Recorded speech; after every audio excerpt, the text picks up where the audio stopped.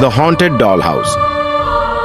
एक बार की बात है, एक छोटे से चंचल गांव में एक पुराने हवेली खड़ी थी। लोकल लोग उसे वेवरली मैनर के नाम से पुकारते थे और उसके चारों ओर एक रहस्यमय वातावरण था। कहानी थी कि इस हवेली में पहले रहने वाले लोगों की आत्माएं घुस गई थीं।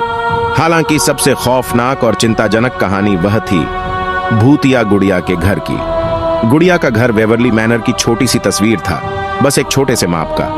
यह हवेली के एक बच्चे ने पहले अपनी बेटी अमेलिया के लिए बनवाया था। अमेलिया एक अकेली बच्ची थी जो अधिकांश समय अपने गुड़ियों के साथ खेलने में बिताती थी। वह उन्हें अपने साथियों की तरह संभालती थी और लगता था कि इस छोटे से घर में गुड़ियों को अपनी ही जिंदगी है। गुड़ियों के भीतर अलग अलग जीवन का एहसास होता था। एक बरसाती शाम एक उत्साही नौजवान लिली ने निर्णय किया कि वह परिवार के साथियों की कहानियों को जानने के लिए अबंदन हवेली को खोजेगी। उसने एक टॉर्च और जीवंतिका के साथ एंट्री द्वार दिया।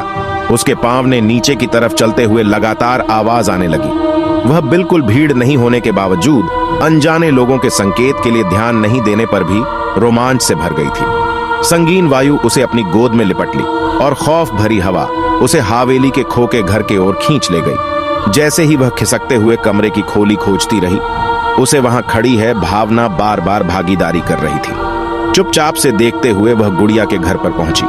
उसे जालीदार धूल और गंधित विचारों से लबालब हो गया था। लिली धीरे धीरे गुड़िया को अपने घर ले आई। वह नहीं जानती थी कि गुड़िया में कितनी भयानक शक्ति बंधी है और उसके घर ले जाने से पहले ही उस भयानक प्रतीक्षा ने उसके घर को आक्रोशित कर दिया।